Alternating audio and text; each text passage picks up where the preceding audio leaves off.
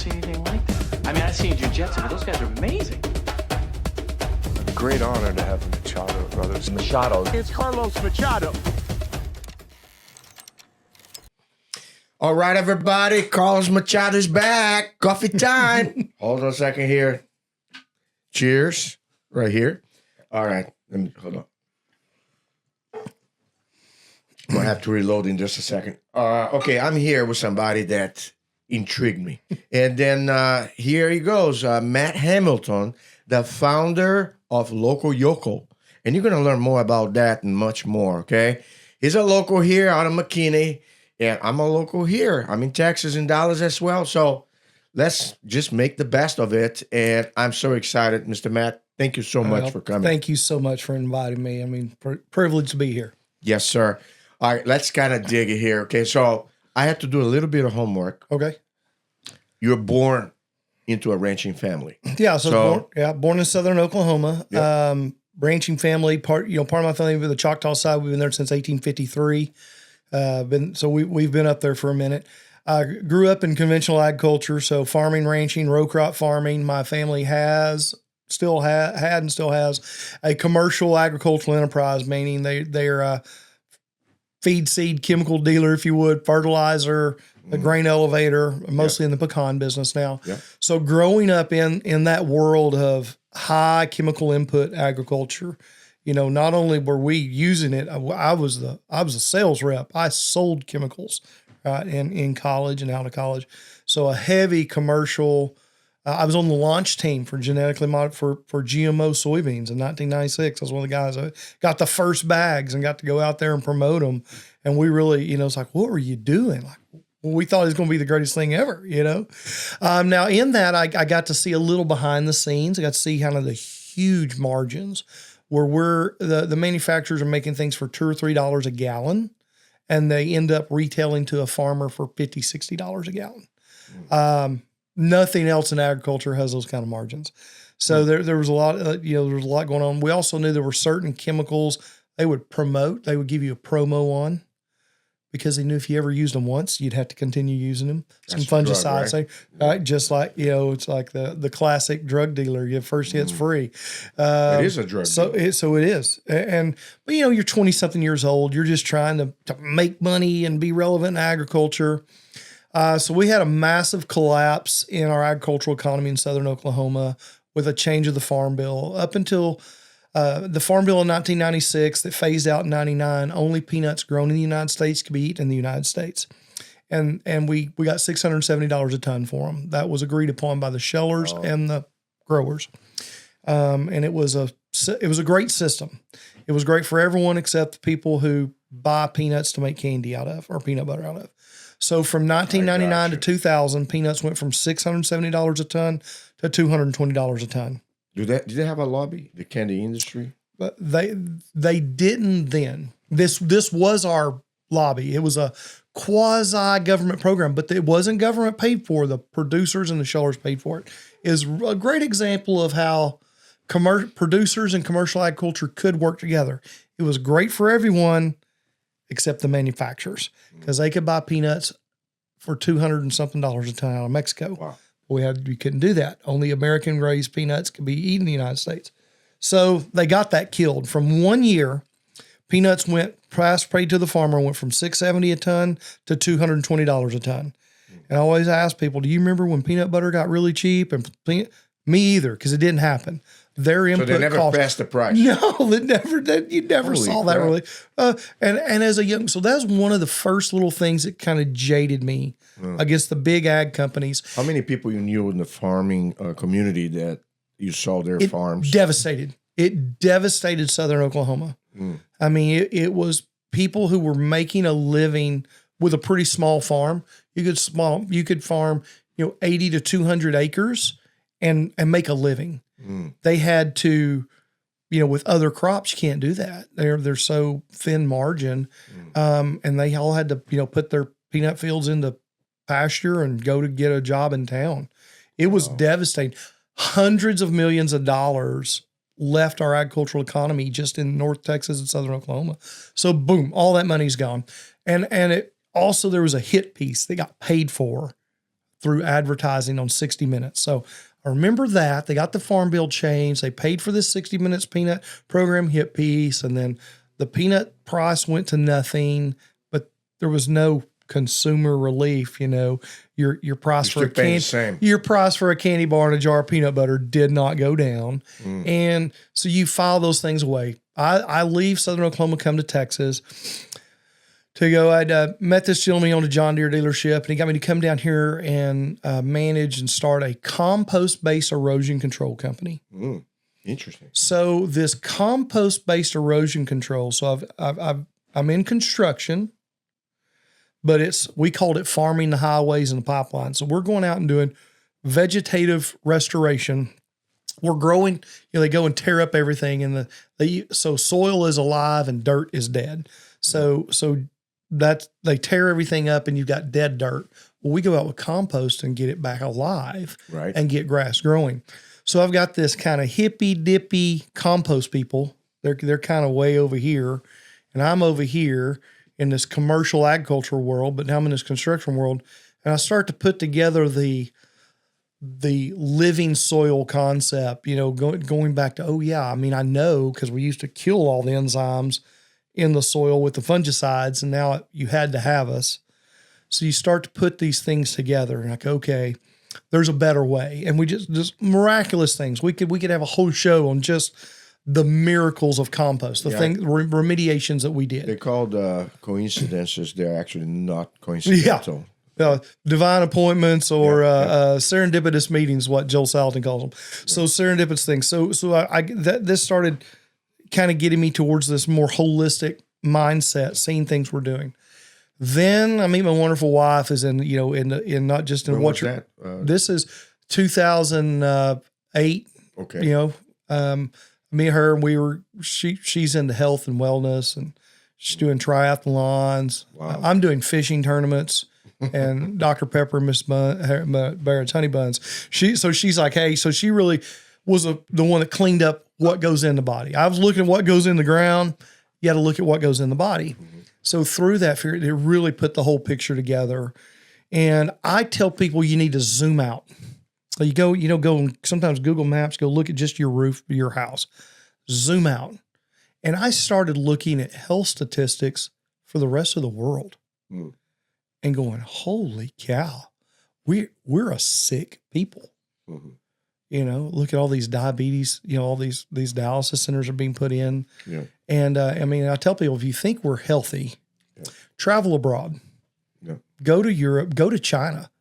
There's no scooters in the grocery stores. There's no electric carts in the grocery stores in foreign countries. Mm-hmm. This is an American concept that people are so obese they have to have an electric cart to get around the grocery store. Yeah. So, in trying to get back to ranching, because it's extremely hard to be profitable in ranching. It is a ranching life. My goodness. To kind of give you some insight into that, I worked for a guy in the 90s when I was in high school, and he always said, in 1980, I sold a 16-foot bumper pull trailer load of calves, which is in today's standards, a very small trailer. I use 32-foot trailers. And then we have big semi-trailers that are 53-foot. So you think about a little small trailer. He took one trailer load of calves to the sale barn, livestock sale, and he sold one small trailer load of calves. And with that check, he was able to go the next day and buy a brand new Chevrolet pickup and a brand new trailer. Wow. Well, today with my Ford F-350 and a 32-foot trailer, it's better today. But in 2019, I would have had to make 3 or 4 loads with that big trailer to generate enough money to go buy a new truck and new trailer. I got you. And I always thought this guy's telling stories, maybe a little bit. So when I got into this butcher shop business and was looking back at why do we not make money in agriculture? But I knew people made money in agriculture in the 70s, early 80s. So I look back and he was right. In the 1980s, what the prices they were getting paid were a living, they were amenable. And not only were they getting paid well, but about 60-something% of the beef dollar. So if you went to the grocery store and bought a $10 roast, $6 went to the animal. So the rancher's share of a $10 roast was $6. Well, that went to $3. it got down to half. So the farmers and ranchers were getting 30% of the beef dollar for spending 3 years to produce it. Yeah. From cow meets bull to here is an animal to harvest. Call that 3 years. The industry takes that product, and in a 21-day cycle, they make 60-70% of the grocery dollar. Yeah. And that happened. So that all happened because of the integration of the big beef packers, integration of the grocery stores. So everything got bigger. Everything from the packers we suspended the Packer and Feeders Act in 1980, and that allowed the packers to go from 38% market share amongst the big four to 80% market share in 3 years. And now we're where we've been. 85% market share. A monopoly. According to the antitrust laws that are on the books but not being enforced, it is a monopoly. According to the Packers and Feeders, Stockyards Packer and Feeders Act, it is a monopoly. So we've been waiting for someone to come along and rip the Band-Aid off of this. We hear, well, we need these guys. We need them. We do need a place to harvest cattle when you get them through. It's the business practices. And so even in the industry, even in the cattle ranching, you'll hear a lot of division. You'll hear one side of the ranching go, oh, these packers, they're basically just like a public service. I mean, they're our buddies. They make no money, and they will paint a case of how they make very little money per animal. Mm. So the problem is with that storyline is it's the old Paul Harvey line, the rest of the story. Well, if they make no money and the ranchers are getting 35 cents of the beef dollar, who's making all the money? Well, they'll tell you they're making very little money on the beef packing, but they only report cash sales. But they don't report what they make on their distribution division and their transportation division. They control all of that. So you can't just go have your cattle harvested at one of these big beef plants. They have to go through their warehouse system, through their distribution network, and in many times they control even the trucks hauling away. So they're going to get all of those pieces of the dollar. Mm-hmm. So they create this scenario where they forward contract about 90% of the cattle through AMAs, agricultural marketing agreements, but they only have to report that 10%. They also forward contract and sell about 90% of the meat. Mm-hmm. So they are required to report to USDA, and you can go look up USDA car lot reports published every day at 5 p.m. Eastern and Friday for the week. You can go look that up, USDA car lot report. And there's some truth there. There's how many cattle they harvested, and there's some truth to what those meat products are selling for. But it's only a little bit of truth. What they say, what's more dangerous, a broken clock or a clock that's off by 30 minutes? Yeah. The clock that's off by 30 minutes is more deceiving. So the math here is 33% for the farmer. Mm-hmm. The grocer doesn't get much, does he? Well, that is a great point. In the past, back in the 80s, the grocery store model was they would make about 30% gross margin. So if they sold a $10 roast, there's about $3 of profit in there. Okay. Mm-hmm. Stuff Mart out of Bentonville, Arkansas, they changed the grocery game, and they really started, they're called exterior products. You're like, what does that mean? Exterior products are things that touch the exterior walls of a grocery store. There's very little or no margin in those grocery items. Mm. From the late 80s through the 90s current. So if you walk into a grocery store, my wife walks into a grocery store because that's who buys 85% of the groceries. Their paradigm of the value proposition of this store is based on chicken breast, ground beef, a few key items, head of lettuce, apples, exterior products, a gallon of milk, a block of cheese, sliced cheese. So the grocery stores, they take very low margins or loss leaders on those products, so that you will then buy other products at higher margins. So it's a game. Mm-hmm. Most of the profit in a grocery store can be seen from the checkout aisle. Mm-hmm. So if you're at the checkout aisle, do a 360. Cold drinks, chewing gum, magazines, end caps. That's most of the profit. If you literally only bought things off the outside walls of a grocery store, they would close. Really? They would not be able to stay in business.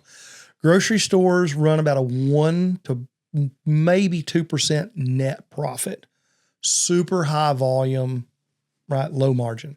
So if they're not the problem, where's the problem? We can all agree that there's this huge percentage of the grocery beef dollar going somewhere. Mhm. Where's it going? So if it's not the packers, where is it? Well, it's between the cattle producer and the consumer, and it's all along the way. Now there are ground beef has been a focus point this year where retailers are pushing pretty good margins. They're taking advantage of this news cycle, and they're going, oh yeah, beef prices are high. So they are pushing quite a bit of margin into ground beef. It's one of the things I've heard from the people trying to defend themselves in the industry is upset with retailers having way higher than normal margins on ground beef. It's bad. Now, the good news is the number just came out. As of August, we're north of 50%. We're north of 50% of the beef dollar going to the animal. Mm. And I will tell you, we can live there. The American farmers and ranchers can produce cattle at the price we're getting paid for today. And I say we're willing to take 50, 55%. We can't do 30%. But if we can have 55% of the grocery dollar, which is still probably not fair, we can live there. The silver lining to this dark cloud is the American consumer has continued to buy beef at these prices. So that's been a great sign.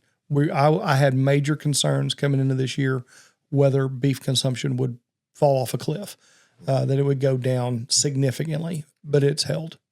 All right. So since you mentioned beef, I was thinking here, when you have tariffs, when you have competition with farmers from other countries, you have Canada, you have Mexico, and you have great producers like Brazil, Argentina, Australia.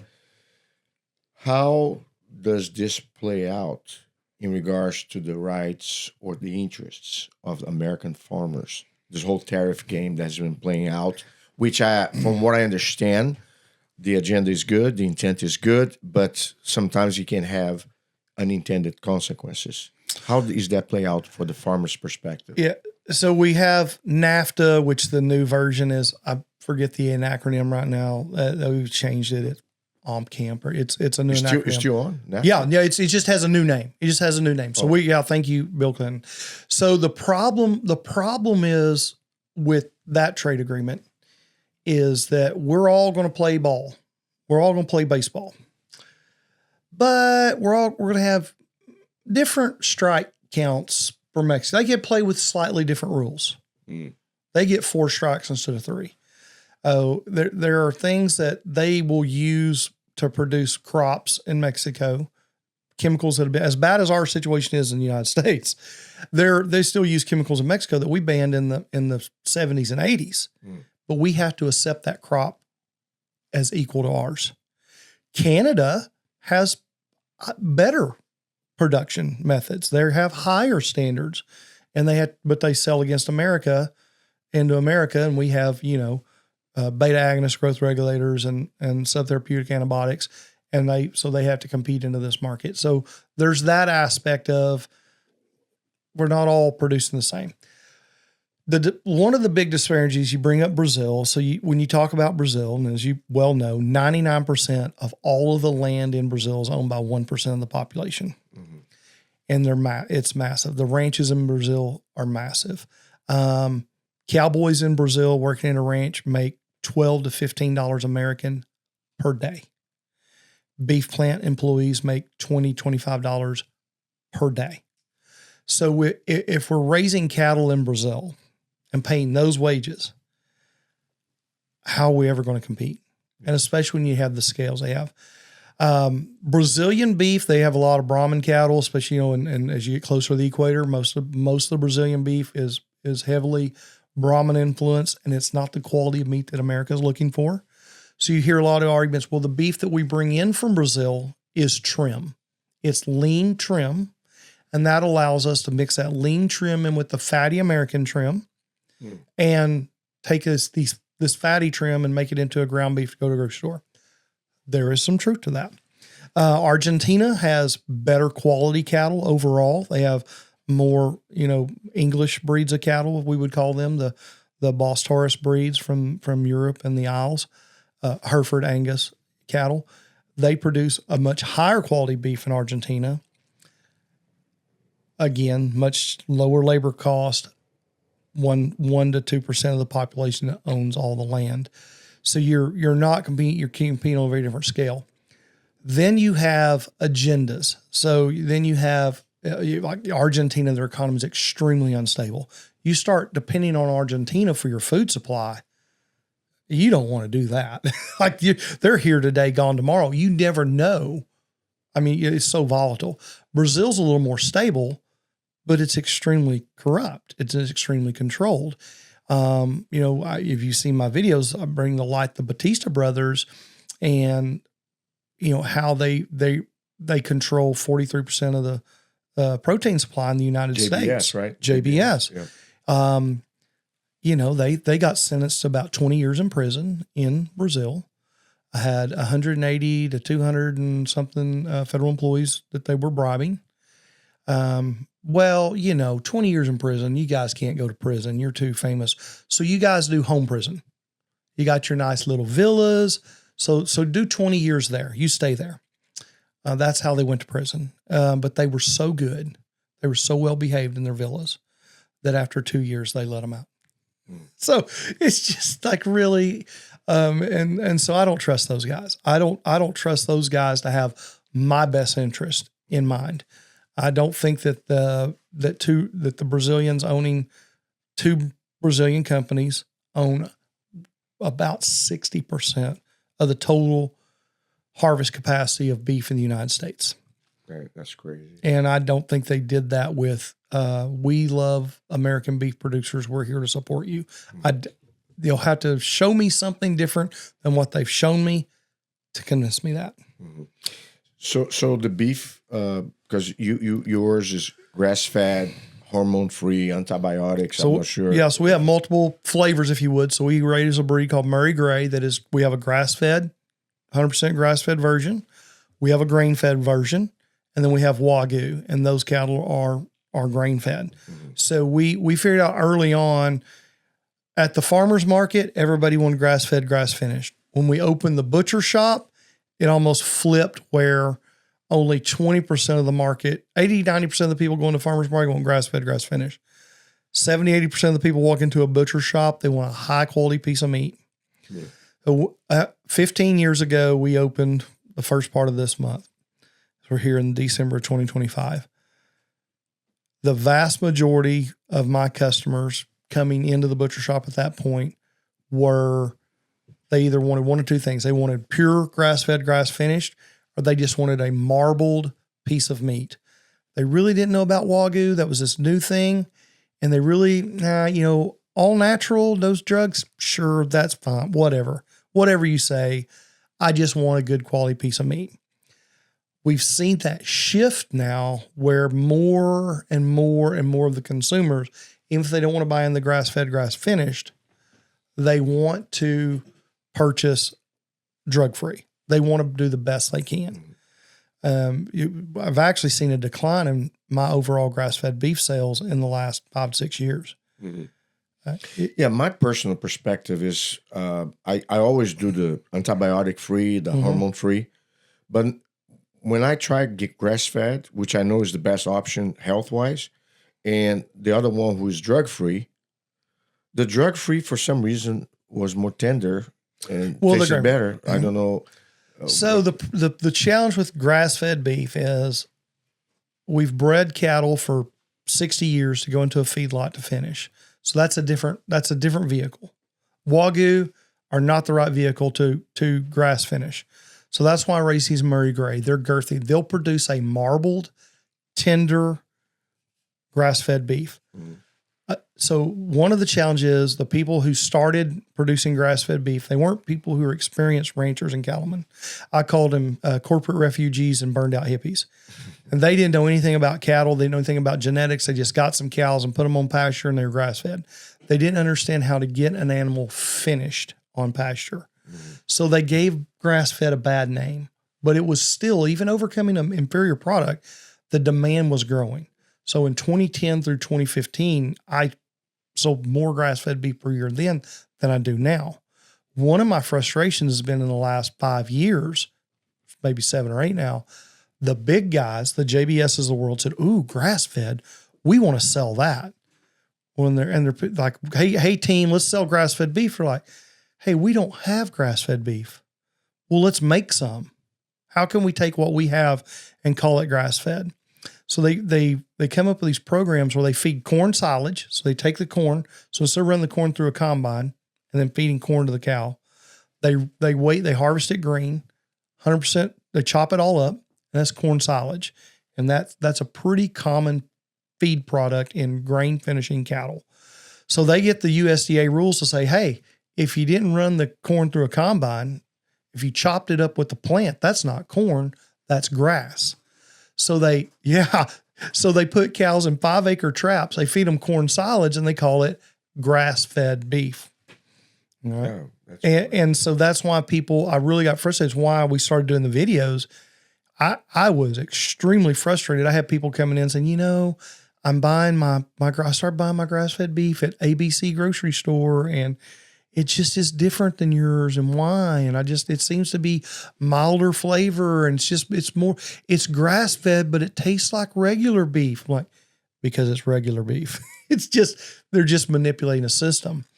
And whether that's all natural, we talk, that's a label. All natural means no beta agonist growth regulators, and at least 180 days, no antibiotics, and some programs are never ever. So that's all natural. And that was really growing in the 90s and 2000s.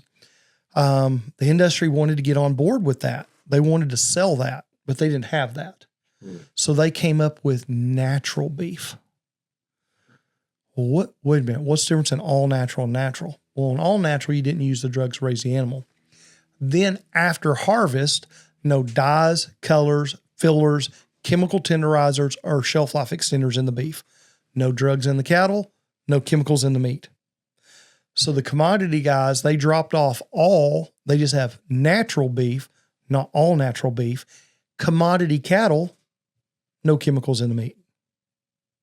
See how they just they switch a little bit. Yeah. And that's what we're constantly trying to bring attention, these awareness videos, if you would. I've been accused of green lighting. I don't really guess I know what that is, but apparently it's like trying to make an issue and say something's not green when it is, or try to bring awareness. Mm-hmm. We're not trying to green light anything. I tell people you have a phone in your pocket right now. You have access to all the information in the world. You've never had access to more information. Yep. But we're the dumbest society that's probably ever walked the earth.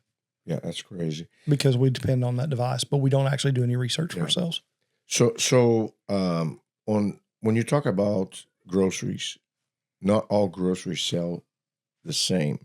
So I saw you, and I'm not going to say names, but let's say Costco, Market Street, butcher shops, Sprouts, Whole Foods, and then you have butcher shops like Local Yocal and stuff. How is that range? Because one of the things that I'm concerned is like, what is the process of this steak? Is it coming from America? It has an USDA or whatever it says, hormone free or all natural. I'm not sure, And the thing here now, we talk about meat grown in labs or beef that's mixed up into Let's something. talk about the labeling for just a minute. This is something very near and dear to my heart. That shirt, those shoes, those jeans, they all have a label in them. It said where they're from. Yeah. Your meat at the grocery store does not. This episode is sponsored by Stay Humble Coffee. Coffee is so good, it doesn't need to brag. Find it at stayhumblecoffee.com. In February 2016, on a budget bill, we did away with country of origin labeling. So you can't know where the beef So a lot of comes people from. say USDA inspected. That doesn't mean anything. They're even allowed to say this is a product of the USA because we brought the meat in and we ground it in the USA, or we cut it. So that now makes it a product of the USA. That doesn't that's not true. We got to get back to real country of origin labeling because you don't know where that animal where that meat came from. You do not know. The guideline is non-existent. There's better labeling for clothing than there is the food that fuels your body. I want the American consumer to have the choice. Hey, if we need to bring in Brazilian trim and have ground beef, I want that ground beef to say 90% product of the United States, 10% product of Brazil. Put it on the label. Let us know. That shirt says that's 100% cotton, or it says it's 60% polyester, 40% cotton. Why do we label our clothes better than we label our food? And, it's going to be expensive to do the labeling. All these big food manufacturers, they already do it. If you send food to Europe, they already have it. They have the product lines. They have the labeling for their export markets. How does it work in other countries, though? Do they label the same way the U.S. does? There's a big poop storm. This NCBA, National Cattle and Beef Associations, you said checkoff. That's our checkoff program. Okay. That's our, every animal that gets sold, there's a $2 per head fee goes into this marketing fund. That's to help promote beef. That group is adamantly, they represent the ranchers and the packers. They mostly represent the packers. They're adamantly against country of origin labeling of beef. Adamantly against it. Oh, guys, you don't want that. That's bad for the industry. You don't want that. Same group of guys took a delegation over to South Korea in September and were proudly promoting USA beef in South Korea. Product of the USA label on beef in South Korea. And they got roasted. Why are you in South Korea promoting product of the USA, labeling on beef, but you fight it here? Like you want to go out and say, oh, American beef is a premium brand. We need this labeled in the other parts of the world, but not in our own market. Make that make sense. Yeah. Make that make sense. So yeah, in other parts of the world, their drug restrictions are different. 80% of the cattle in the United States are given a combination of drugs that disqualifies them for export to most other countries. Mm-hmm.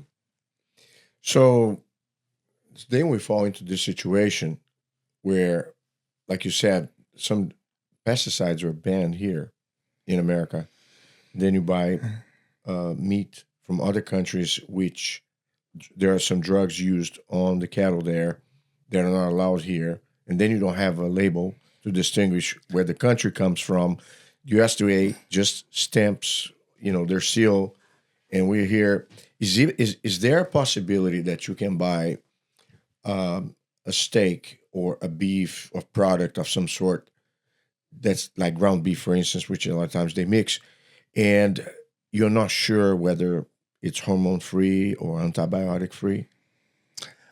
Well, so most of these labels, they require, so if I say this is ground Wagyu, I only have to put 51% Wagyu in that ground beef.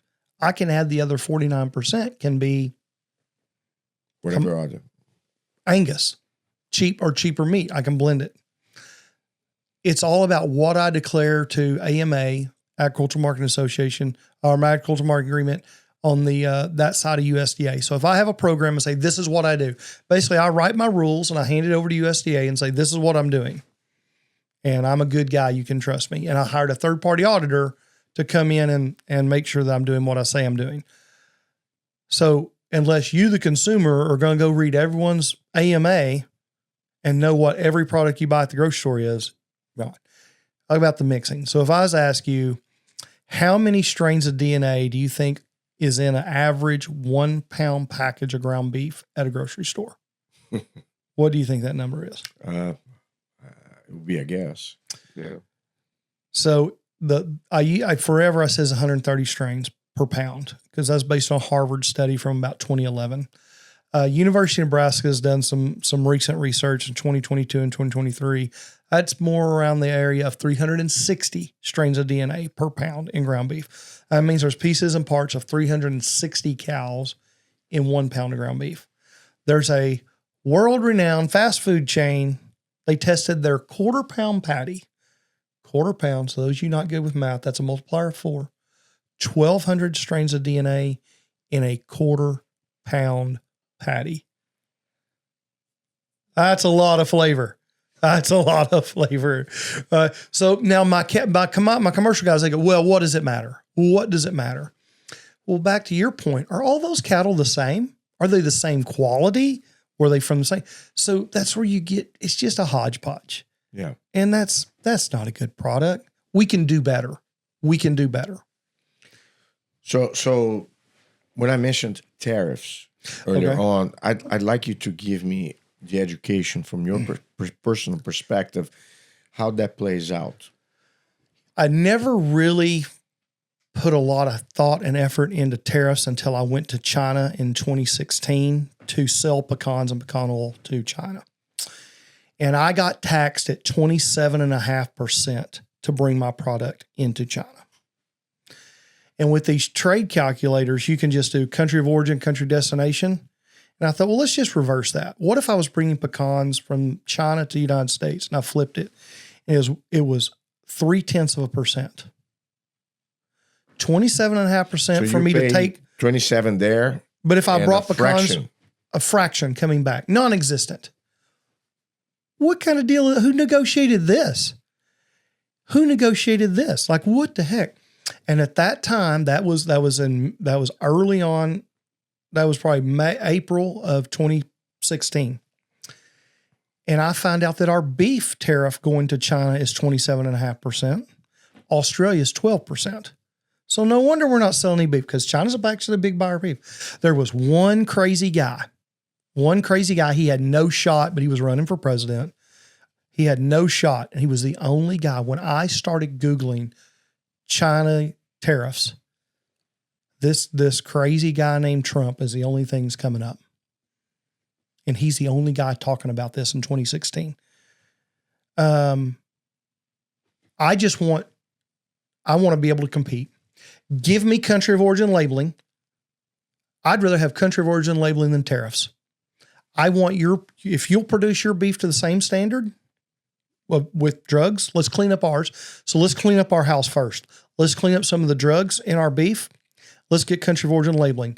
Now, American consumer, I have a chuck roast here that's $2 a pound more than that Brazilian chuck roast. It's better quality and is raised here in the United States. But you get your choice. You get to vote with your dollar. The American consumer will vote for the American product when it's marginally more than the foreign. But give me the opportunity to compete. Don't put it on the shelf and let the American consumer try to figure out where it's from. That's the first thing. Other thing, I came back from China and I thought our trade policy should just be reciprocal. I'm not setting tariffs on your country for your products coming to the United States. We're just going to match you. You set them. You want to tell me what the tariffs are for your product coming to the United States? It's the same for you. What's good for the goose is good for the gander. You just set them. I'm a matching program. Let's go. Let's get after it. That's what we need. So, but right now, because I saw earlier when they had the announcements, they had that graph and that chart, every country and what percentage was. And in terms of agriculture, in particular the beef industry, I'm not sure if you're keeping up with that, but I'm intrigued to find out. The beef industry is not hurt nearly as bad as the grain. The grain guys, the small grain guys, wheat, rice farmers, and cotton farmers are committing suicide at a record number. Are you serious? They're going bankrupt at 4 and 5 generation farms are being foreclosed on. Oh it's tough. It's tough. Now they didn't get there in 1 year. They didn't get there in 1 year. How much did the tariff? It lowered those crops 20 or 30% in value.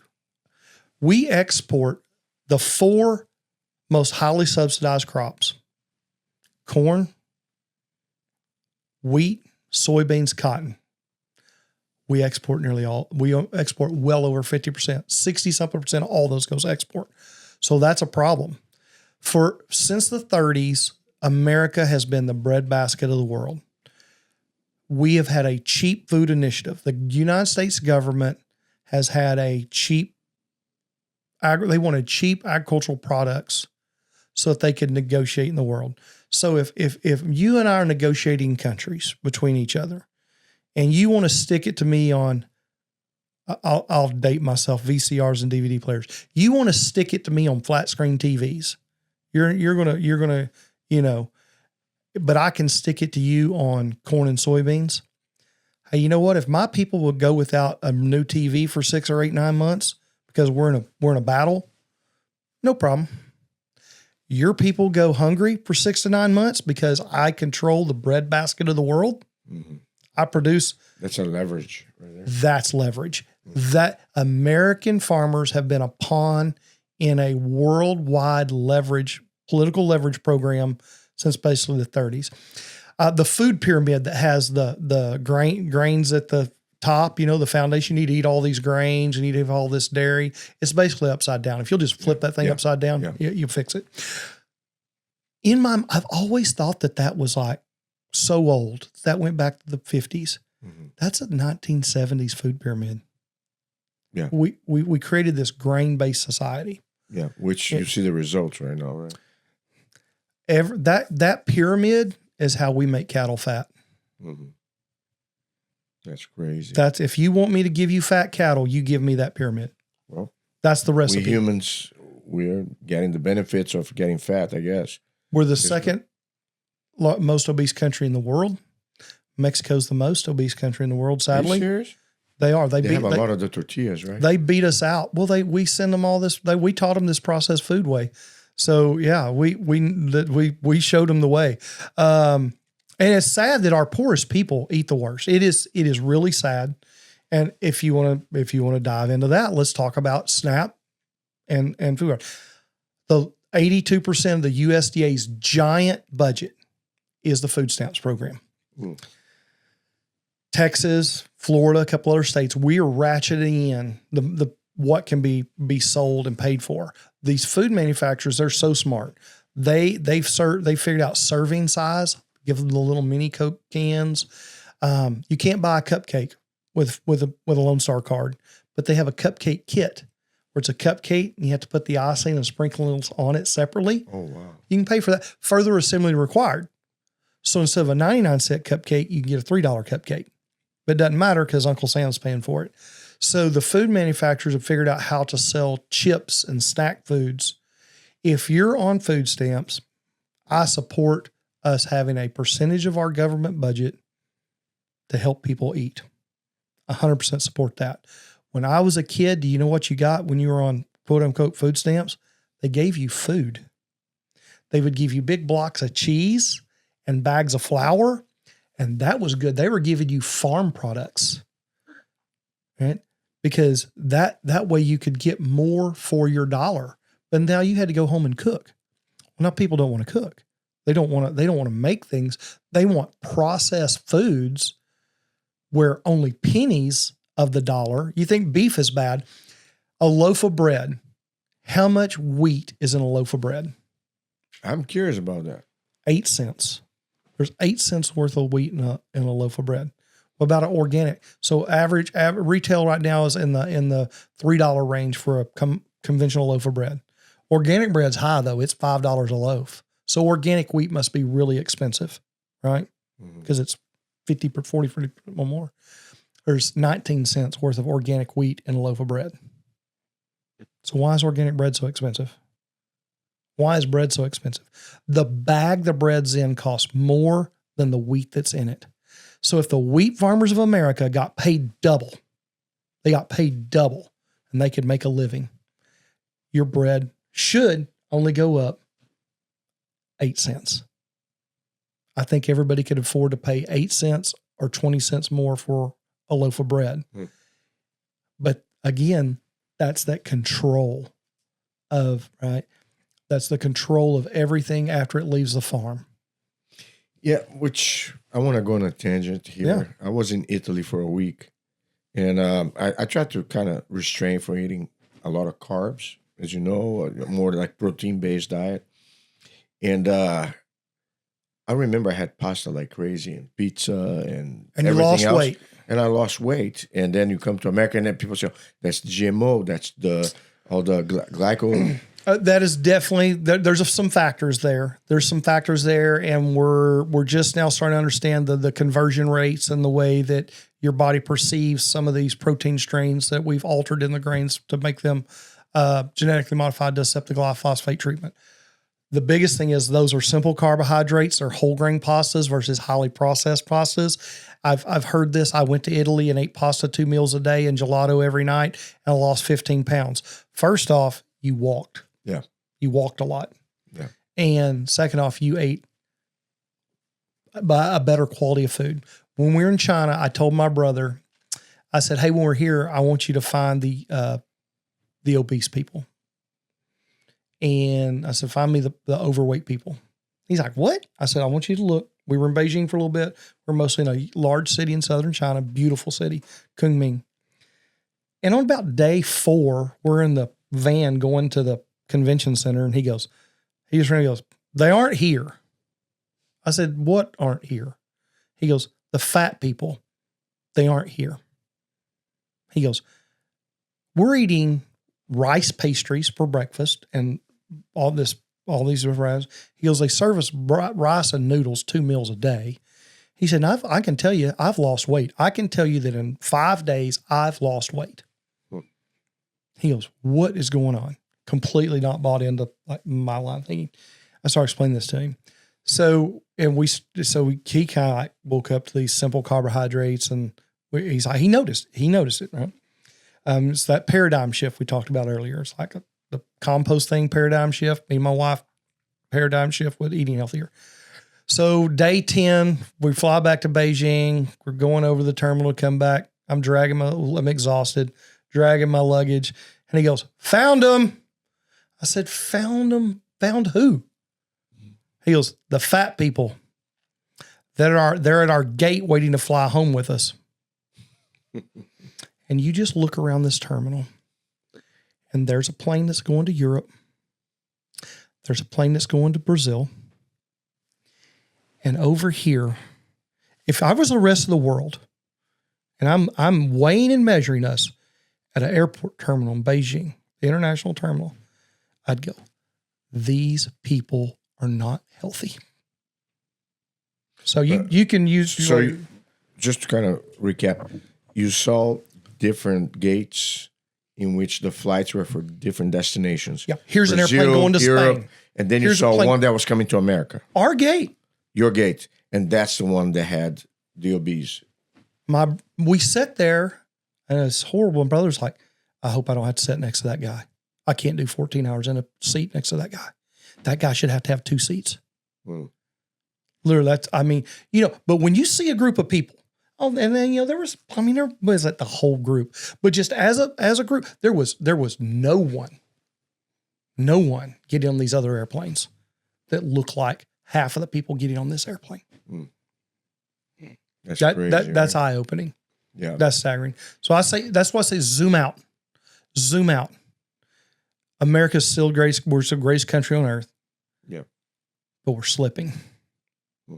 We're in a situation today where they say that 80% of our 18 to 22-year-olds could not enter the military today if we needed them due to chronic illness or obesity. That's a national security I think there's issue. a mix too with the diet, the lifestyle, and I think too the electronics. 100%. The amount of video games and stuff that people spend time. And I think for you being upbringing in a ranch, and now how do you fluctuate or navigate? I understand we all have cell phones. You do business, like you said.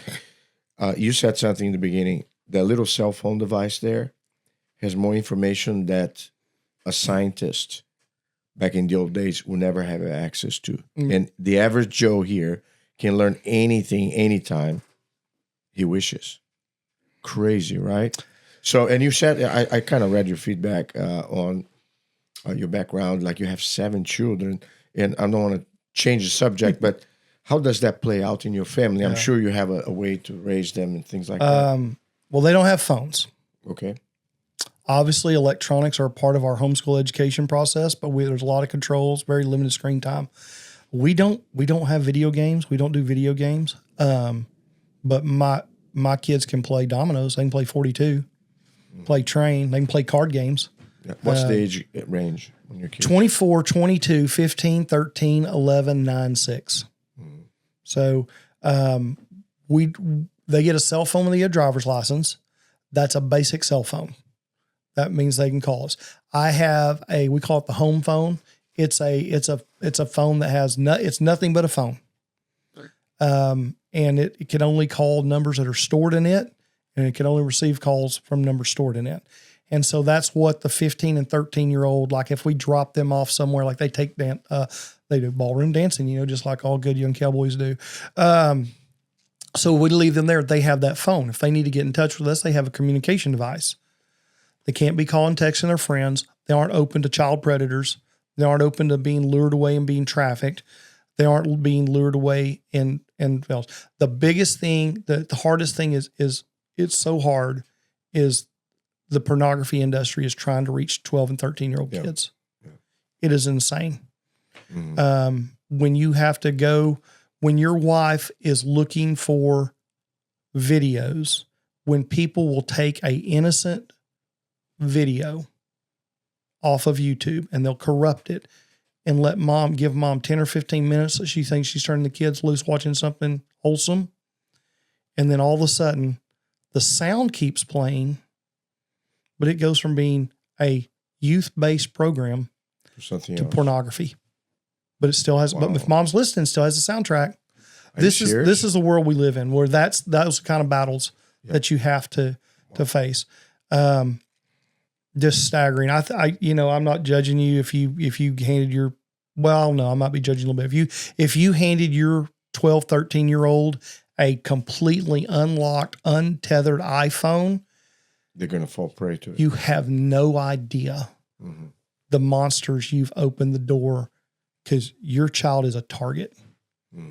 So what did Australia just pass? You can't have any social media to an adult now? Yeah, in Australia, right? In Australia? Yeah. I just saw that. But whether it's a gun, a hammer, or a phone, that device is amoral. What did you choose to do with it? Did you choose to use that hammer to build a house or hit your neighbor in the temple and kill them? That object is amoral. That's an object. That phone is a little bit less amoral. It's a bigger battle. What do you choose to do with it? So if you're choosing right now to watch this podcast and expand, are you choosing to use this electronic device to get an alternative news source? Because you and I are getting a message out right now. Right. That 15, 20 years ago, we had no platform. Yeah. We had no platform. Maybe I'd get a little news piece on me from the 6 or 5 o'clock news or something, so praise God that we have this microphone, literal and proverbial, to reach people. Right. I do think people are getting better at trying to ratchet it in.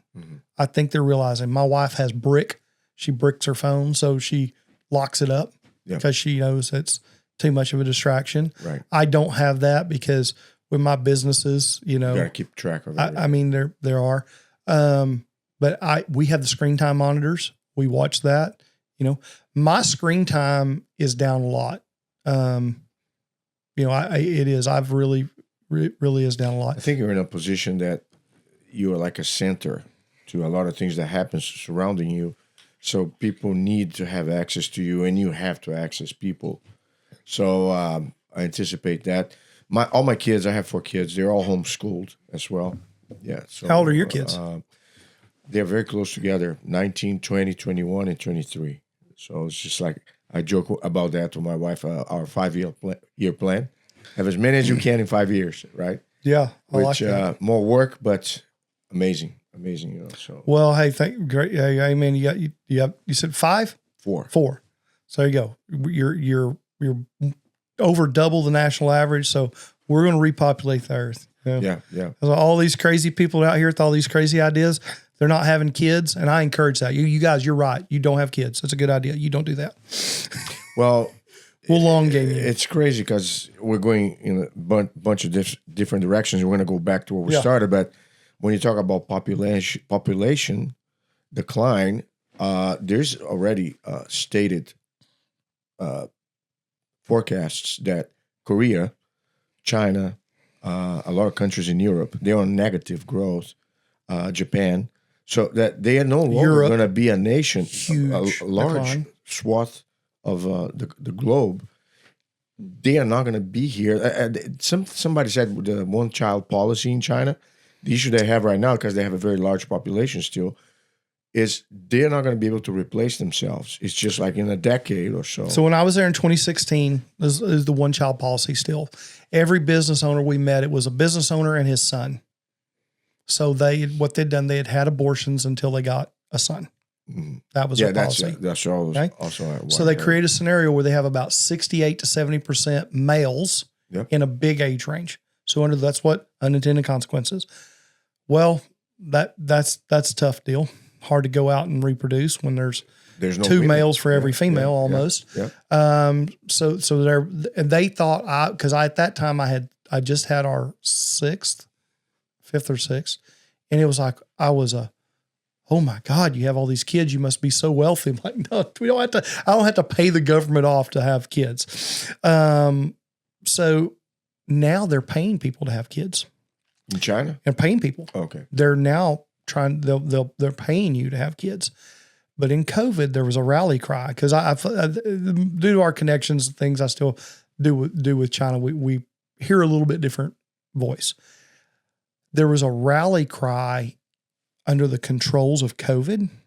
Their 20-something-year-olds went and sterilized themselves.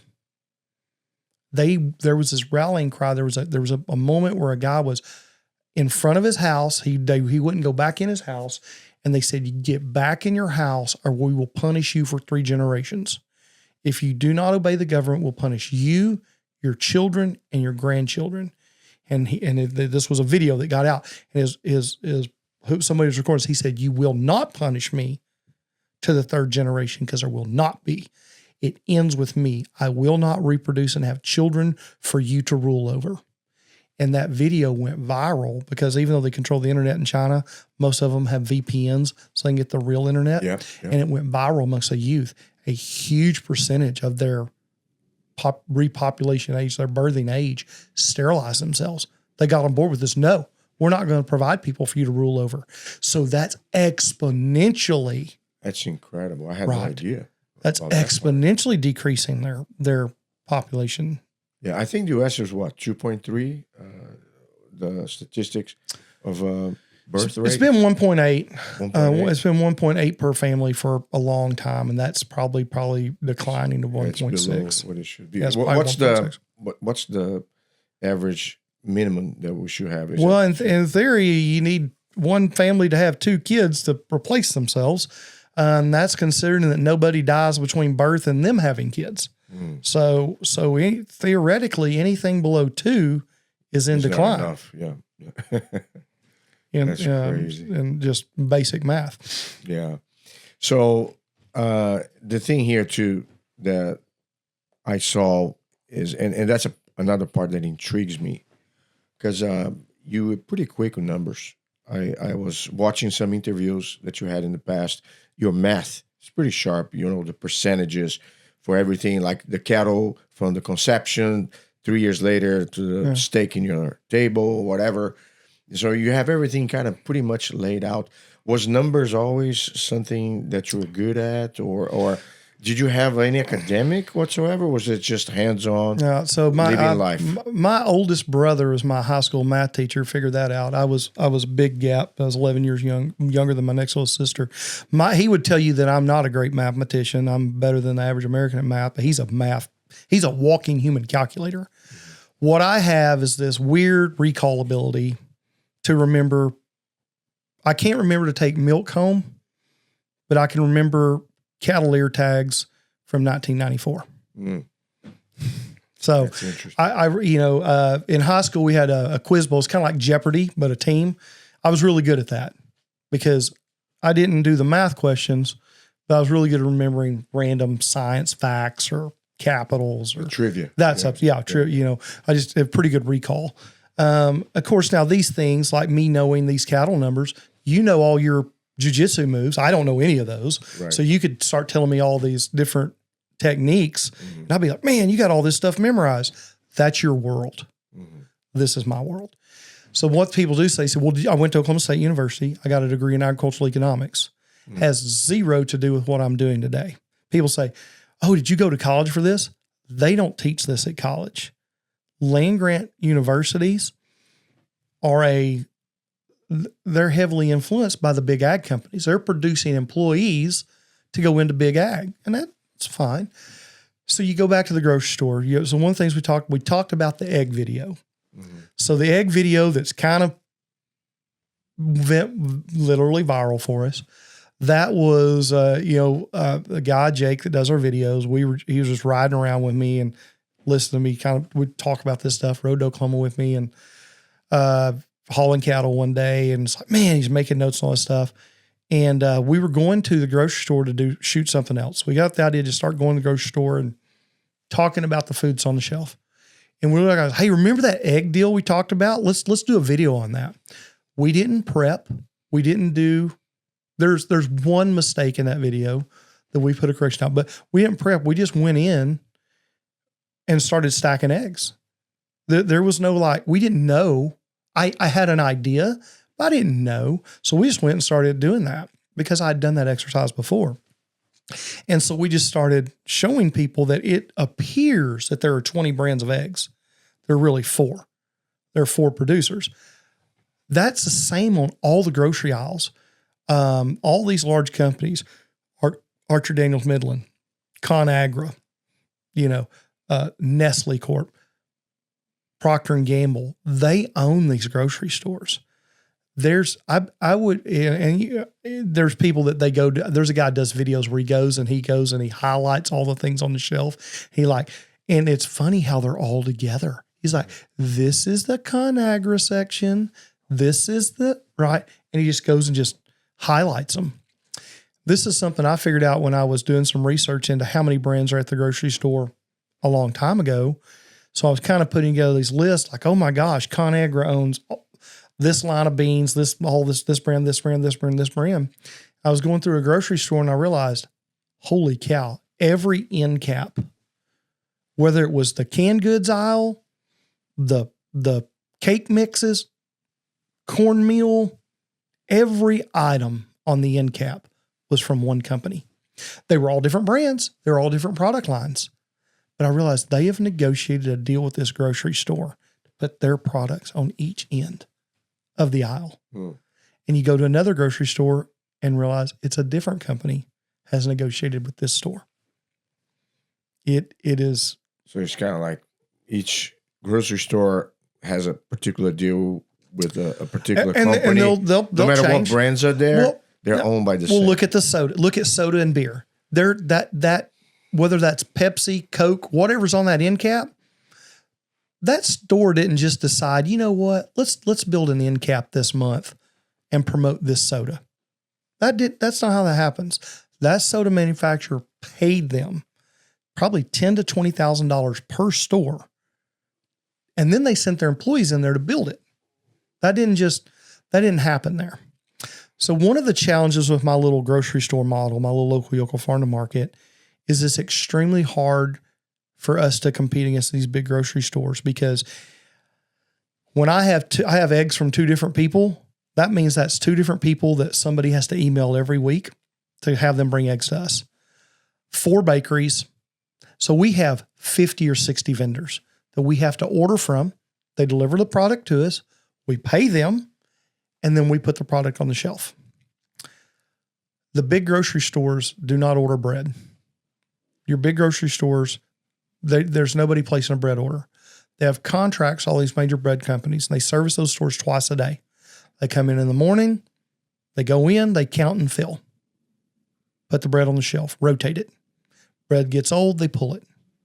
They go in, they count, fill, backfill, rotate, backfill, rotate. And they have to go there twice a day. They service it. Yeah. And so unlike me, I paid for that bread. If I got a loaf of bread that we didn't sell this week, well, I've got to put it in a meatloaf, put it in a bread pudding, make crostinis out of it, or feed it to the pigs. The big grocery stores, they don't pay for bread. They only pay for what sells. Bread. So it's like a window shopping. You put the item there. They don't pay for anything that is not sold. Right. Is that what you're saying? Right. If it goes out of date, that bread company pulls it off the shelf and gives them a credit for it. Milk, they go in there, they're in there and once a day with dairy products, and anything that has, and it's not even out of date, it's 3 or 4 days until it expires. They go ahead and pull that. The Aldi grocery store model was originally built on selling products that were being pulled off the shelf at the other grocery stores, but they had a narrow timeline. And he figured out he could buy all that product really cheap, but it had to turn. It had to sell today or tomorrow. I got you. So you're from Rio, right? So you probably didn't have very many ice storms in Rio, huh? Not much. And then you were in Los Angeles, didn't hell with it. Isn't this amazing phenomenon when they predict a snow or ice storm here in Texas, we run out of bread and milk? Like we live on bread and milk, right? So people always thought, they joke, it's a big joke. Bread and milk, bread and milk. Why do we run out of bread and milk? There's only enough bread and milk in your neighborhood grocery store for a day and a half of normal purchasing. So the trucks cannot make it to redeliver. Well, there's only a day and a half worth of food in there because they turn it. Yeah. And they come twice a day and service it, or once a day with dairy and service it. They don't want too much there. They want a day and a half there. But all of a sudden, everybody goes in, I'm not buying 1 gallon of milk, I'm buying 2 because I might have to stay home for like 24 hours. Well, the system isn't set up for that. It's like right now, there's no line at the gas station. But if everybody decided, hey, I got half a tank, but I better go fill up. If everyone in the Metroplex said, we better go, right, there would be a gas shortage. Right. I say there's only a day and a half to 2 days worth of food in a grocery store. Mm-hmm. You close down our borders. Food security is a big deal. We need to be able to produce food in this country, not depend on other countries. And then people need to be thinking about, what do I have at my house that I could live for a few days on? Because get some canned goods, get some dry goods. Yeah. Right? You got that Instant Pot, learn how to use it. I always thought that way. I'm not a full-fledged prepper. Yeah, full-blown prepper. You don't have to go crazy. You know, we can 5 pounds of dried beans would serve you well. Yeah, we have more than that a little bit, just in case. Yeah. I agree with you. Now, one thing that you talked about brands, and this is something that is very touchy for me, is I remember there was a big deal going on with Chobani brand yogurt. They got bought by a big name brand. I'm not sure if it was, which one was it? I'm not sure if it was Nabisco. Now, there was another, because you see sometimes these natural products, could be cosmetics and stuff, they get bought out by Procter & Gamble, all the, I guess, big corporations that own everything. And then you start to worry about, are they going to change the ingredients? 100%. So 100%. What feedback can you give us in that regard from your grocery visits? And if you yourself witnessed a name brand that was organic, natural, that got bought out, and now it's no longer the same. Heads up. If you hear that your favorite brand, Cliff Bar, Kind Bar, whatever, those get bought out, and you know, God bless those people, because I would take the check too. You know what I mean? We talked about that. I understand. 10 years ago, I would have said local yokel's not for sale. Today, I don't know. You put enough money, you know, we've been fighting a big fight for a long time. We might take the big check, but boy, it would hurt to have, you know, commodity beef sold under a local yokel name, right? So there's a wonderful guy named Nathan Sheets who's running for Secretary of Agriculture in Texas. You need to look into him. Everybody needs to be aware of Secretary of Agriculture is it's a big. You deal. All vote on it. Nobody pays attention. Wake up, time to pay attention. Oh, wow. He had Nature Nate's honey, the orange label. He's the first guy to test for, to make sure that the honey he would test and guarantee you that there were no, you know, dyes, no sugar, no like corn syrup, and no pesticide residuals in the honey. And it was raw and unfiltered. And raw and unfiltered went from being a small part of the market to huge. And he went from like nothing to $300 million a year in honey sales. And now his company is sold. Oh, no. And he sold his company. He's run for Secretary of Agriculture. And I'm having lunch with him the next week or two. And I know he put as many controls in place as he could to turn that company over and have that legacy continue. But at some point, somebody's going to ride the profitability of that out. Because it's just the way it happens. The big companies, they buy it. Like I was part of an all natural Wagyu program. The largest beef, JBS, bought it. They came and met with me, and I said, "Is this the meeting where you tell me you're not going to F it up before you spend the next 2 years effing it up?" And that's what it was. And they degraded that program that we left it, and it's a shell. So they bought something. They're like, "Oh, you guys have this amazing, wholesome, quality thing. We want that. We want to do good." And then they completely screw it up. Yeah. They can't help themselves. Do they own Wild Fork? JBS is the retail face of Wild Fork. So even JBS is trying. So if you're a grocery store, they're trying to get rid of you. They're trying to control. They want more and more of that grocery dollar. Who owns AGB? That's still the Butts family. It's still, I think if they maybe have gone public now, but it's still ran and controlled by the Butts family out of Texas. But then if you're going to go I pick on them a little bit, but they're a pretty decent retailer. But if you're going to go really deep, when you talk about Vanguard, and all those Black Rock, they're like, holy crap. Berkshire Hathaway. Yeah, it's just like things take a different scope, huh? It gets, it gets dark.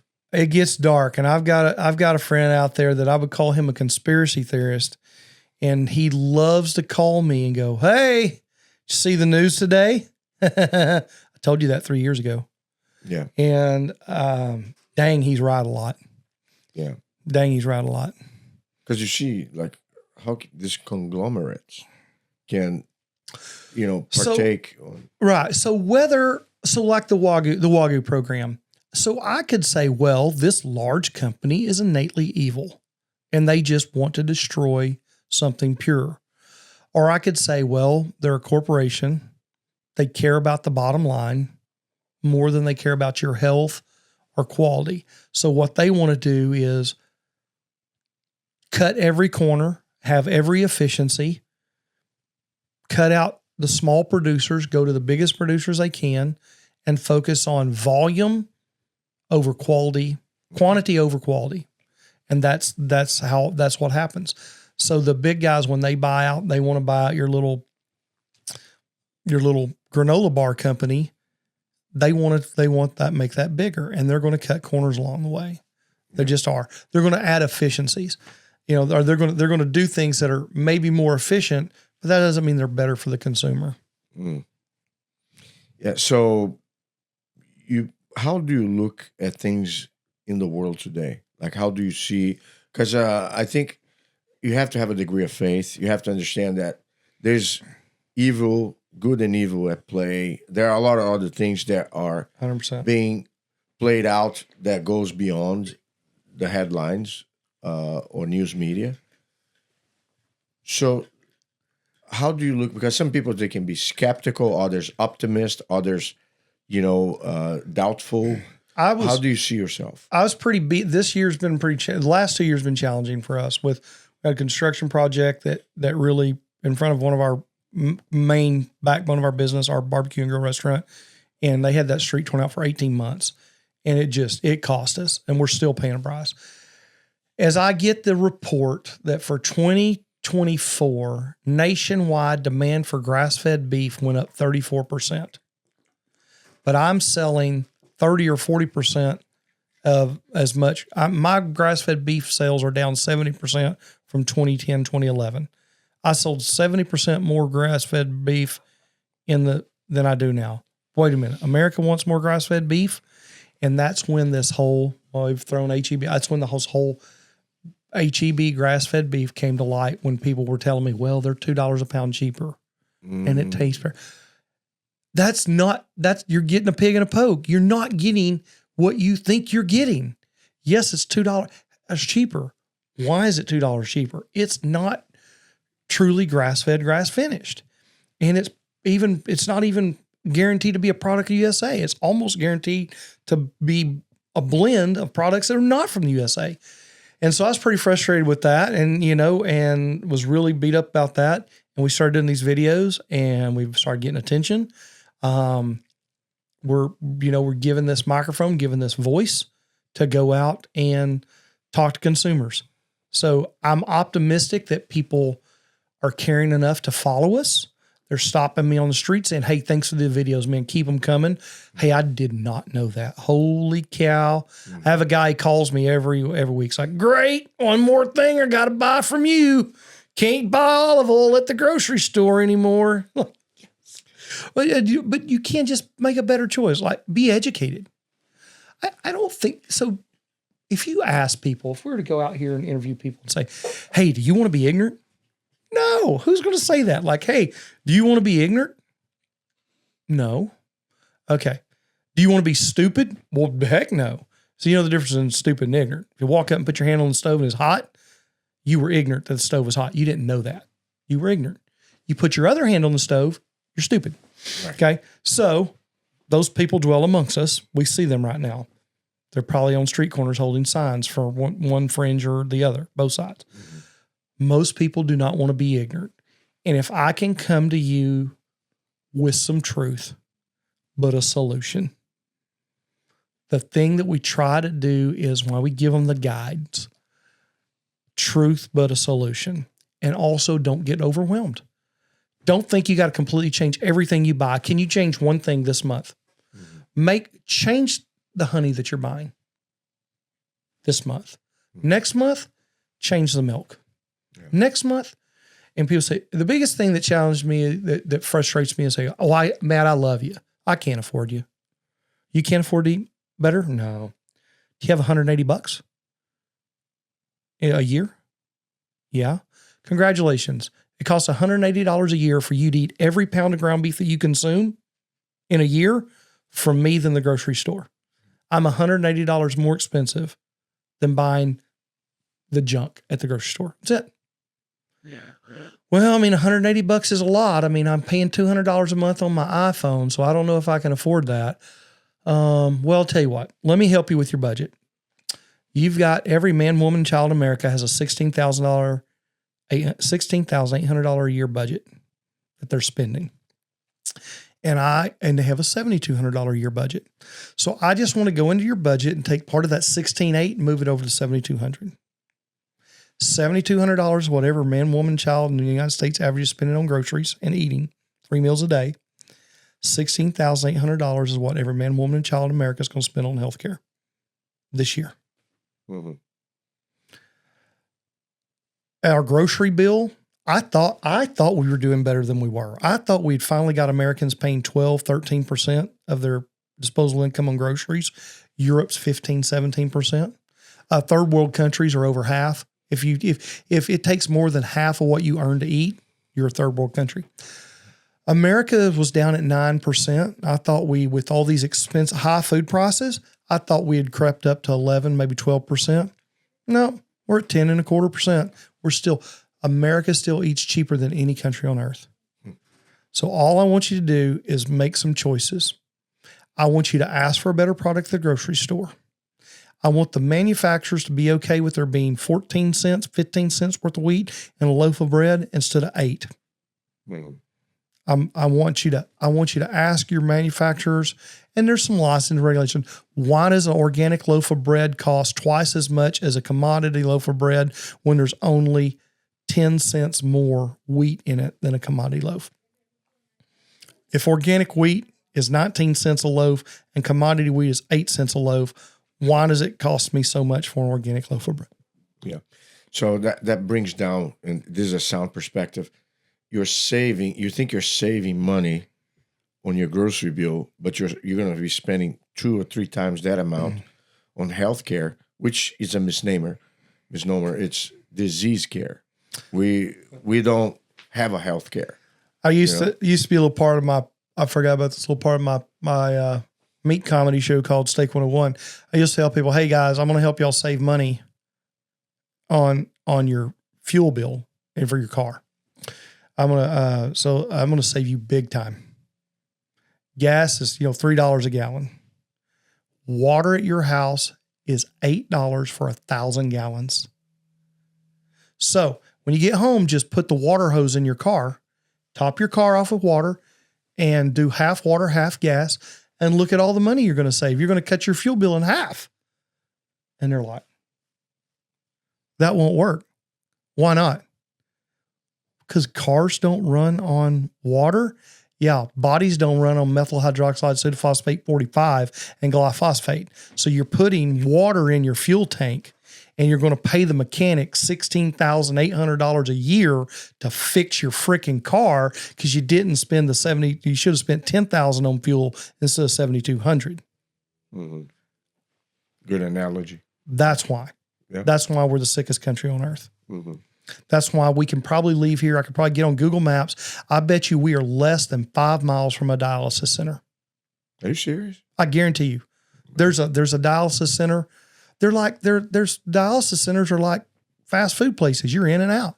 Used to, they had to take you to a hospital if you have kidney failure. All right? Guarantee you. You looking it up, Jake? Where's the closest dialysis center? 5 miles. 5 miles. Why? Because 5 miles is how far it is to the average grocery store. It can't inconvenience you. 5 miles. How did I know it was going to be 5 miles? That's just a guess. I hadn't researched that. I love being right. Yeah. I mean, I'm wrong a lot, but I love being right. Well, so with that said, just one more thing I wanted to kind of touch bases, because you have Local Yocal, then you have the burger shop, then you have the barbecue steakhouse, which is a great thing, and then you have the outfitter. Yeah, the clothing store, right? So, what order and how did you come about all that, and what kind of team you have to build, because it really diversifies and expands, and then that intrigues me too, and I want to throw that out. How is your day-to-day, your routine? Do you have time for yourself? Do you have time for your family? How do you juggle all that? Yeah, the routine. I guess let's go through the timeline. So 2010 we opened the butcher shop and market. Figured out after we're wholesaling a lot of meat to restaurants. Figuring out, we're in this 1 to 2% net profit grocery market, right? We're never going to make with a little butcher shop. We're making an impact. We're never going to really make a living. Never make, a good living. We're living on rice and beans. My wife and I paid more in income tax in 2008. We lived on less annually than we paid in income tax for 4 years. Every year, our tax bill in 2008 was more than we lived on in 2010, 11, 12, and 13. So we made some sacrifices. So we said, well, we're going to need to get the restaurants. So we had a food trailer. We're doing catering, and our barbecue trailer just took off for us. So we'll do a stick and brick, because I was selling briskets to Pecan Lodge. They exploded. Then I was selling briskets to Tim Hutchins. And I'm like, Tim, I'm making $2 a brisket, and Tim's making way more than $2 a brisket gross profit. So he ended up going another way, still good friends with him. And we opened a barbecue trailer. And it was the first thing we did. This is instantly successful. Like, this is making money. So we took that to a stick and brick format. A wonderful chef named Adam West came on board, complete God thing. Like, God just kept putting him on my heart. I reached out to him. He was burned out where he was at. He came on board, and we've created this. A lot of days I wish barbecue wasn't in the name. I was doing barbecue and grill, so bar and grill. We're really a chef-driven wood-fired grill steakhouse with amazing food, and also we serve barbecue. But we're the only place you can get a 20-ounce bone-in Wagyu ribeye that was, where it came from, on a wood-fired grill north of 635. There is nobody does wood-fired grill steaks like we do. Nobody. Dang sure nobody has their own butcher shop. So then the clothing store, that building was presented to me as a deal. They had a lot of turnover in it. It's an old bank building, and nobody can make a go in there. So I negotiated a cheap lease on that building. Originally, we looked at moving the butcher shop there temporarily to remodel the butcher shop. But then COVID came along, and the butcher shop was busy. Shut my restaurant down, but the butcher shop that never made any money, it saved my restaurant during COVID. It was killing it. We had meat. No one else had meat. Had a line of people out the door. We're selling 1,200 pounds of ground beef a day. It was great. That's the only part of COVID that was great. So we opened the clothing store because there, I had all these friends in that industry, American hats, Fenolio boots. So these are your products right there? Yeah, I'm just a walking billboard. Billboard, huh? And there's a lot of stuff that looks nice. A lot of stuff so I try to bring the same concept to apparel. So I have all these boutique stores down on the square, but they're 100% for women. So if you're down there with your wife, there's no place for you to go buy anything. Mm-hmm. So I thought, men need clothes too. But I really view that store, the rent at that store, I cannot get one billboard on Highway 75 per month. What that store costs me per month, I'd have to get up to about Van Alstyne to have one billboard. Well, 8,000 to 14,000 people walk around that square every Friday and Saturday per day. So if I can get you to stumble into my store and look around and go, hey, Carlos, you guys going to dinner tonight? Oh yeah, we're going to eat. Where are you guys going? We hadn't decided yet. Well, here's our restaurant. And hey, since you bought a pair of shoes from me, here's a free appetizer. Here's a free drink saying thank you. So now you never heard of Local Yocal Barbecue and Grill. You never heard of Loyo Burger. But now, because you stumbled into a clothing store that's in the middle of the sure, and I redirected you, yeah. And you're like, oh yeah, you have a butcher shop. I've been looking for a butcher shop. When people move here from other parts of the world, especially Europeans are looking for a butcher shop. The European mindset is, you don't buy meat at the market. That will mean just in a pinch, you got to go to a butcher to get the real meat. They still have a butcher shop mentality. So if I look at that as a customer acquisition tool. Mm-hmm. I've had 3 different ladies. I've lost 2 ladies to being grandmas. Mm. They went to go be full-time grandmas. I literally lost 2 of my best store managers to go in and be a grandma. I have a young lady there right now. It's so funny. She's awesome. She's 23, going on 35. And she'll be like, yeah, I don't know. I interviewed this lady. She's just very immature.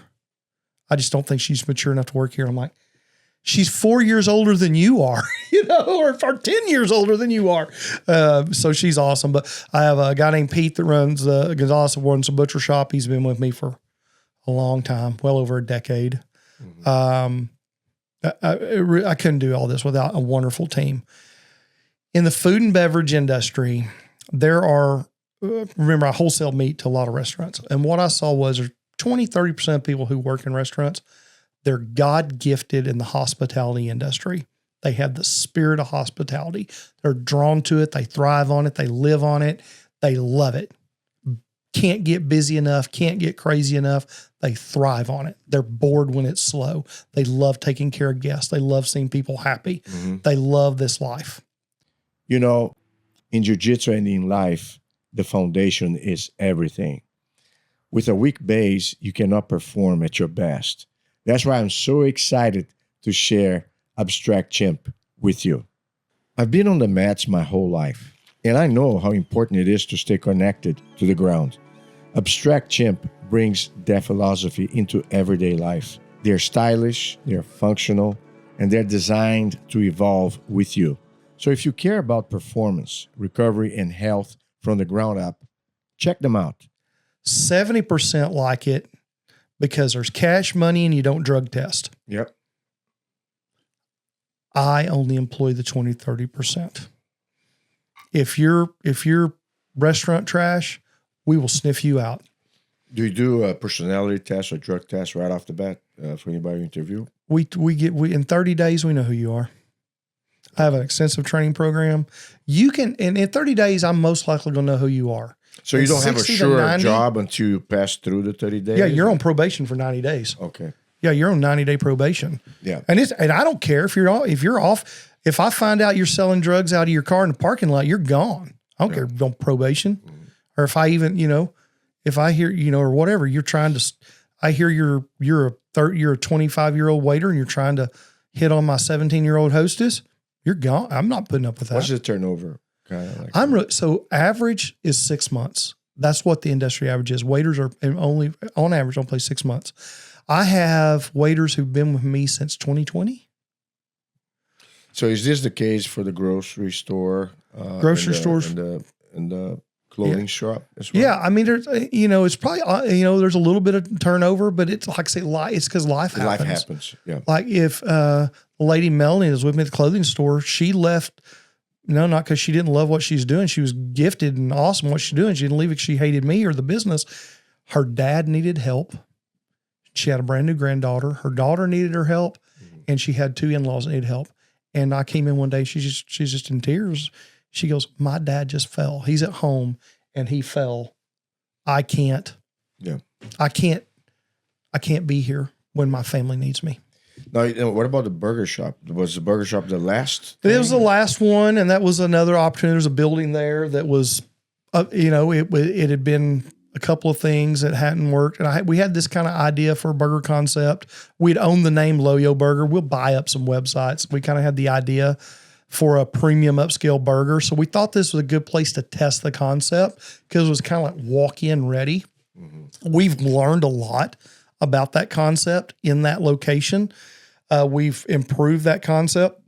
That's not the best location for this concept. It has some parking restrictions. There's some things, but it's been a great place to learn what that concept needs.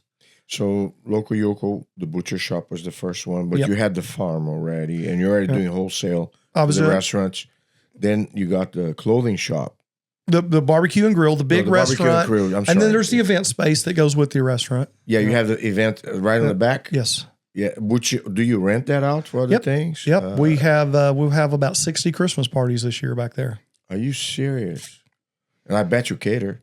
We don't allow outside catering. Yeah. Yeah. It's got 2 bars in it. It's fully, we have from barbecue to steaks. We have a wide range of menus for the catering. So whatever your budget is, if it's $20 a person That's or smart. $100 a Business person. in the house. Yeah. I didn't I don't have a $6 million business for you to pull a food truck up to and feed people. Yes. That's awesome. Yeah. So, but then to kind of catch up with you now, how you being the center, being the guy, the brain. Yeah. behind the So whole I have thing, people the that run engine. these things. You have to get to a scale where you can hire, a controller to hire a finance person. That's the most important thing. Now actually we're recruiting, we're looking for a operations manager because what I really need to do is I need to be freed up more to come do things like this. Says I can hire someone.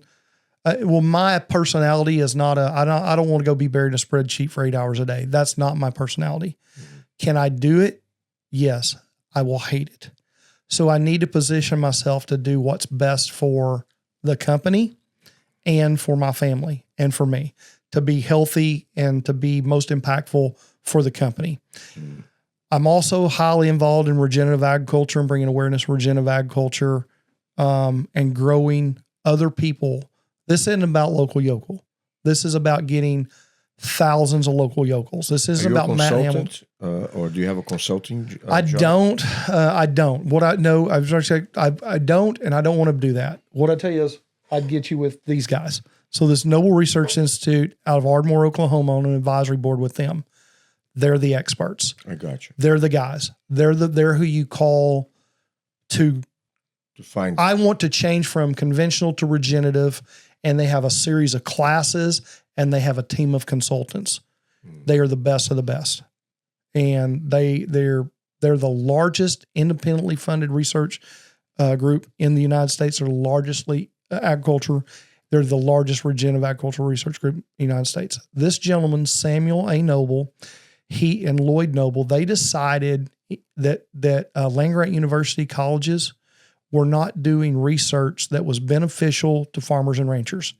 And there needed to be a third-party, unbiased, uninfluenced research group to do research on behalf of farmers and ranchers. Mm-hmm. And they decided that in 1945. Wow. Even in 1945, they saw it wasn't good. In 2020, they were doing conventional agricultural research, but independent. In 2020, they did a massive overhaul and they switched to regenerative agriculture. That's incredible. And that's amazing. Incredible. So I'm on advisory board with them. I speak on their behalf. I do things with them, but those are the guys. I'm glad to talk about it. People call me. I will give you some of my time, but I'm not a consultant, but I know a consultant. Gotcha. And they do it cheaper than I could do it because they have a foundation. Yeah, they already have all the structure and they are the experts. Yep, they have independent funding. Yeah. So, Matt Hamilton, the person, looking back from where you started and where you are now, and if anything you want to share about goals, and how do you feel today? It's been a challenging year. So we've had that's taken a lot. There's been a lot of stress load in this last year because of the economy and interest rates. There's a lot of things, scaling back some of the things, turning some things over. When we opened the restaurant, I worked way too many hours. I mean, I work 80, 90 hours a week consistently. It's not for the faint of heart. It is not. And so now I'm trying to shift to a place where I'm home more, and I can step back more. This time of year, we're here in December. January, I'll have a lot more off time than I do right now in December. But it's a challenge, but trying to find that work-life balance, So I want to spend more time. I'm on the ranch. That's where I want to be. Like people say, well, money aside, what would you do? I would probably still like my time in the restaurant, but I would just, if money aside, I just want to ranch and talk to people about regenerative agriculture, talk to people about supporting farmers and ranchers and make an impact. Yeah. I'm pro farmer and rancher. I want farmers and ranchers to be sustainable, and I don't mean just in their practices, but in being profitable. I want people to be able to make a living. I want people to make today's income, not 1980s income. When I have people without a 3% adjusted cost of inflation, when people are getting paid in real dollars, you got more for cotton per pound in 1980 than you do today. 30% more. Wow. And I don't know what else is like that. Yeah. Nothing. So that's a big deal for me, obviously. And if I could, we're hoping to grow our reach, to grow our online store, to reach more people so that we can sell products nationwide. We make amazing jerkies and snack sticks, and we ship meat nationwide. So if we can reach people outside of McKinney, Texas, if we can get people to support us, to trust that everything that we have, we know where it came from, we know what's in it. It's the best we can do for our family, so therefore it's the best we can do for your family. And you can spend your food dollars confidently with us. And if we can do that on a nationwide scale with certain products to help us be more than we can be. I have a huge vision for a learning farm, to create a farm where the butcher shop is going to be at a farm. So you come out, you go on a walking tour and go see animals. Kids can go feed chickens. They tell me 68% of Americans have never seen a cow in person. They've never seen a cow. Yeah. I want to create a place. We're going to form a nonprofit next month to start the path towards having a place where the school children of North Texas can come see a farm. Not a fake farm, not a zoo, a real farm. It'll be a place where people can come, and you mentioned Will Harris earlier, Joel Salatin. They have 500 to 600 applications a year for interns. They accept 8.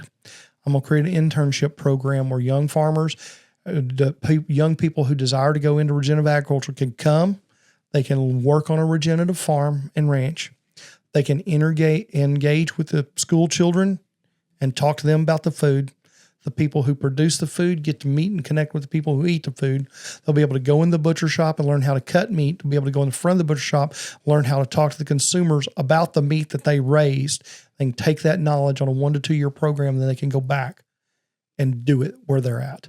Yeah. Education, right? We want to create a pipeline. Yeah.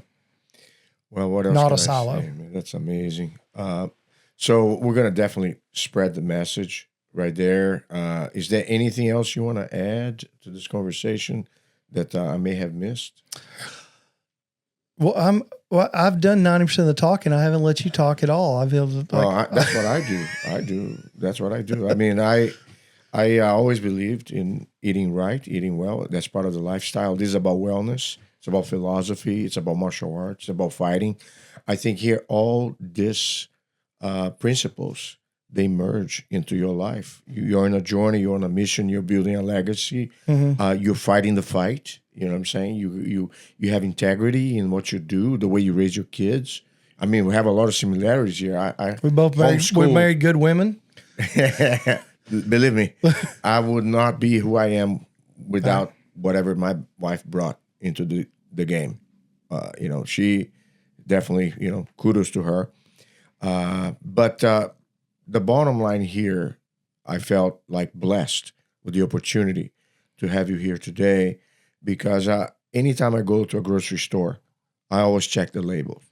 I don't buy anything that, most of the meat I cook. I go to the butcher shop, I go to Sprouts, which they have the cuts that I like. So far, so good. And you get used to have your meat done in a certain way. When you go to a restaurant, it's a letdown, right? I know you like Albany, right? That's I'd worked with them for a long time. I'm not currently working with them, but Albany and I, we had a 13-year handshake relationship. He was a great man. Yeah, I'm not trying to dig into I'm just not wholesaling meat right now. What I'm saying, you said you like their steak. I love their steak when I sold it to them. Yeah. I haven't been back in years, and they do a good job. They do a great job. I'm not saying to promote it or go to them. I'm just saying, I can't speak to it. Picking. Brad's a great guy over there. The nephew's right. But you also said that your Steak 101, you teach people how to do the grilling the way it's supposed to be. Those classes you have between March and we're probably actually going to start those up in January. We're gonna probably go ahead and launch. We try to do one a month to the public. We've had almost 38,000 people take that class, and what we try to do is it's a education. So it's an hour and 15 minutes of meat education and comedy show. So we entertain you, but we educate you and scare the heck out of you. A lot of the things we've talked about today are in that. Then we take a break and we serve you 18 cuts of meat. So when I have this whole steer, I have to sell the whole steer. I don't just order the pieces and parts I want like the grocery stores do. So I need to have carcass balance. So that's when they come in and they're like, well, I've never heard of a culotte. A culotte is a picanha, but we take the fat cap off. I'm originally from Brazil. I know what you're talking about. So you know the picanha. Yeah. Well, we take the fat cap off. That's a culotte. I can leave the fat cap on and sell you a picanha. Well, you know how hard it is to find a picanha, and then bavette. Well, bavette, that's the, I forget the word for that in Brazil, but it's in French, bavette is a diaper or rear covering.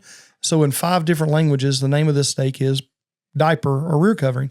So bavette, the diaper steak, it's in Portuguese, it's diaper. Every language is diaper or rear covering. Well, people don't know what that is. It's amazing. We have a steak that we invented, or we call the McKinney steak. We introduce people to these other muscles, these other cuts, because you're sold a tenderloin, a ribeye, a strip, and a sirloin. That's pretty much the 4 steaks that are for sale out there in the grocery stores. There's way more than that, right? There's way more than that. We serve you a dozen more cuts than that.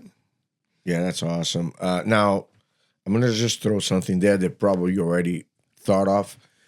Man, if you did those courses online as well, I mean, that would be amazing. Because imagine how many more people would do it. We're going to put a little bit of, but we want you to come see us. So I know the experience. The experience. Yeah. We're gonna put a little bit of those online. We're gonna put some little pieces. You're gonna put a teaser? Yeah, we're gonna put some little. We've thought about creating a paid content area on YouTube and maybe putting that on, producing a full version and putting it behind the scenes. But what makes those classes so fun is people come and they ask questions. Yeah. And they engage.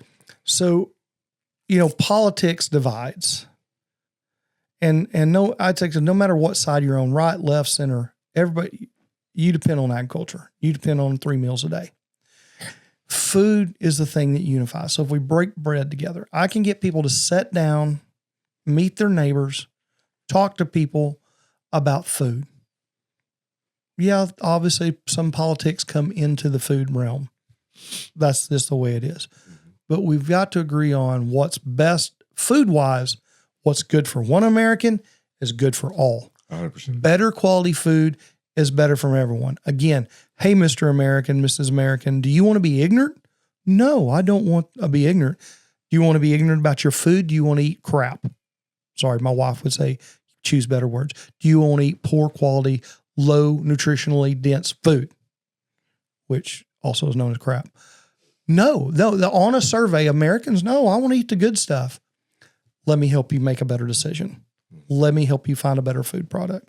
We can agree on that, regardless of where we stand on geopolitical politics. Yeah. We all can agree food is where that we can come together.